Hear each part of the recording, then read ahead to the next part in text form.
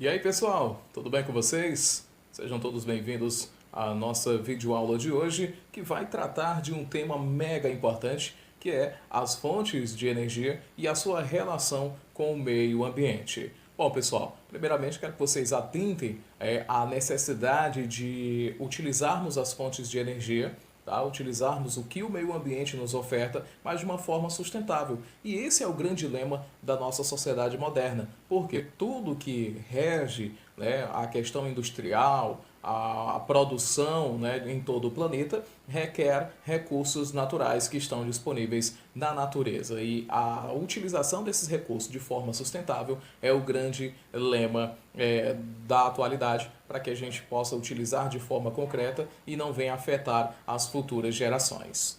Bom, vocês já ouviram falar no termo megadiversidade?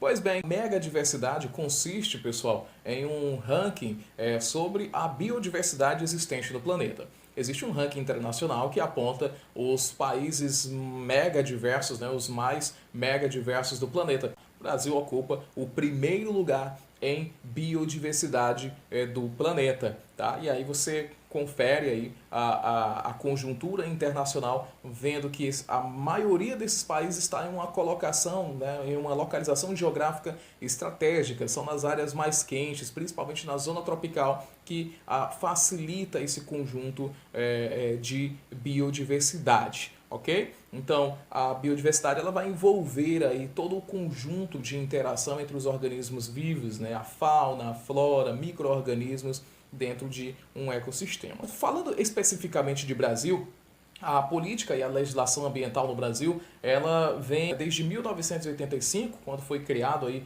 o Ministério do Desenvolvimento Urbano e do Meio Ambiente, tá? Que em 89 foi aí oficializado, né, como criado também o Instituto Brasileiro de Meio Ambiente e Recursos Naturais Renováveis, que é o famoso IBAMA. Esses órgãos, gente, eles têm por função principal reger leis, né, ou até mesmo de fazer com que haja uma proteção aos recursos naturais. E aí nós vamos ter essas unidades de conservação, que elas podem ser de proteção integral, né, como o próprio nome já diz, há uma proteção integral total dessas áreas, ou de unidades de uso sustentável. Tá? Nós temos alguns exemplos que podemos citar para vocês, que nas unidades de proteção integral, o objetivo é manter a área praticamente intacta, tá? Onde não vai ser permitido o consumo, a coleta ou a exploração desses recursos naturais. Nós temos, por exemplo, a estação biológica,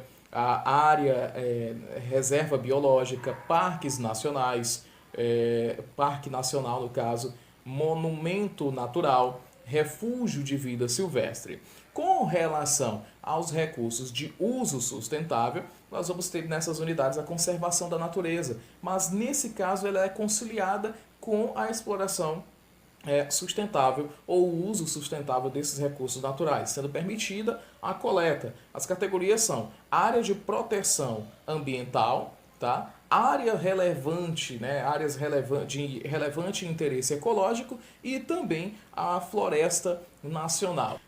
Nós temos aqui o Parque Nacional de Sete Cidades, o Parque Nacional da Serra da Capivara. Esses parques nacionais, eles são de belezas cênicas, né, com realização de pesquisas científicas, tá? A área atividades recreativas e também educativas. Você pode visitar, mas você perceba que por ser o Parque Nacional de Sete Cidades, por exemplo, temos muitas rochas sedimentares, então não é permitido que você faça a utilização, que você chegue muito próximo, que você toque, que você danifique essas áreas. Por isso, ela é uma área de proteção totalmente integral. Quando falamos de fontes de energia, nós temos que diferenciá-las, que elas compreendem aos recursos estratégicos de cada país. E esses recursos naturais, que são as matrizes das fontes energéticas, elas são divididas em dois grandes grupos, né? Os recursos naturais renováveis, que são aqueles que têm a sua capacidade de renovação, tá? São repostos, né, em um intervalo de tempo considerado curto dentro da natureza, e os recursos naturais não renováveis, aqueles que em uma escala de tempo não é possível a sua reposição, né? Elas levam aí milhares e até milhões de anos para serem repostas. Com relação a essas matrizes, o Brasil utiliza uma função, né, de produção energética baseada aí na hidroeletricidade, que são aí produzidas a energia elétrica produzida por meio de usinas hidrelétricas. Essas usinas hidrelétricas são estratégicas no território brasileiro devido à grande quantidade de rios. E esses rios são rios característicos de planalto. Isso faz com que o Brasil tenha um grande potencial de produção energética relacionada às usinas hidrelétricas. Os rios de planalto, pessoal, têm as suas nascentes, né, ou as suas cabeceiras nas porções mais altas do relevo. Tá? E na parte desse curso, né, do curso do rio, curso alto e o curso médio, tem aí um grande declive. Tá? E aí faz com que essas águas percorram uma velocidade maior e um volume e velocidade maior, que faz com que a geração de energia seja espetacular. A usina hidrelétrica de grande destaque no território brasileiro é a de Itaipu, que apresenta cerca de 17% do consumo brasileiro e 75% do consumo paraguaio. Essa usina hidrelétrica ela foi produzida, no caso, foi construída em parceria com o governo paraguaio. Tá? Como o Paraguai é muito pequeno comparado com o Brasil, o Paraguai vende o seu excedente para o território, para o Brasil. Por quê? Porque o Paraguai utiliza apenas 10% da energia que é produzida, tá? Porque é um país muito pequeno comparado com o território brasileiro. Então, os grandes rios, rios volumosos, rios perenes, né, de grande volume de água e rios estrategicamente de planaltos, faz com que o Brasil tenha aí uma grande quantidade de usinas hidrelétricas, né? Mas a usina hidrelétrica ela tem um fator positivo, que ela é de baixo custo, tá? Mas o problema está relacionado à questão ambiental, né? Nós precisamos ter uma área muito grande que é afetada pelo desmatamento, pelas inundações, e há uma perca enorme com relação à biodiversidade, né? Pessoas precisam deixar as áreas próximas à área de barragem por conta do acúmulo de água. Tá? Ainda com relação às fontes de energia, nós vamos ter aqui os combustíveis fósseis. Tá? Esses combustíveis fósseis são aqueles relacionados a uma importância econômica muito grande, tá? Por conta da produção industrial. Então nós temos o gás natural, que vem crescendo consideravelmente no território brasileiro. Tá? Além de ser menos agressivo ao meio ambiente, quando comparado ao óleo, né? O gás natural é bastante versátil e pode ser utilizado em residências, né? Em indústrias e também no transportes e na produção. Tá?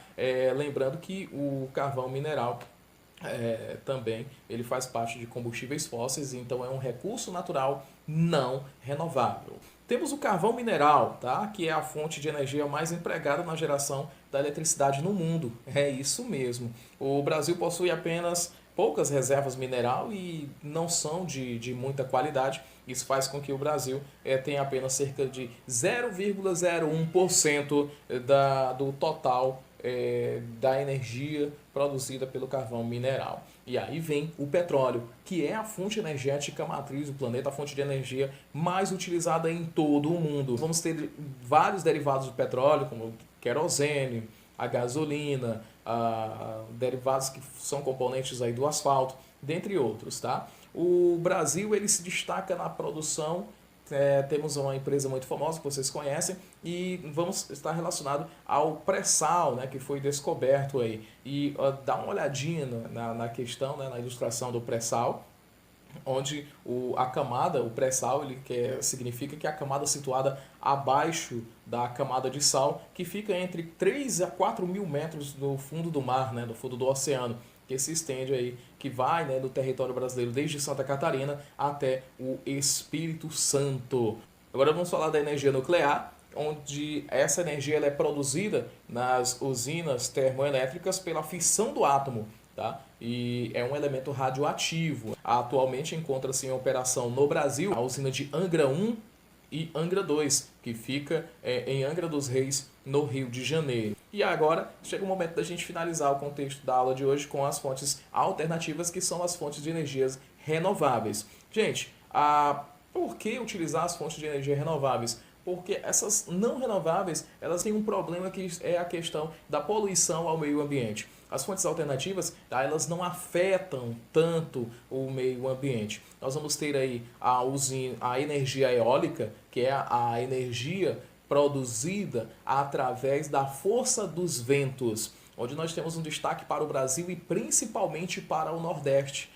E no meio do ano, principalmente agora este mês de junho, o Nordeste teve uma produção espetacular devido aí às características das forças dos ventos na região Nordeste nesse período do ano. Então, o problema é que essas fontes alternativas, tanto a eólica quanto a solar, dentre outras, tem um custo ainda muito alto nos tempos atuais, nos dias de hoje. A energia solar, além de ser usada, né, para o aquecimento, a energia solar tem sido explorada para a produção também de eletricidade.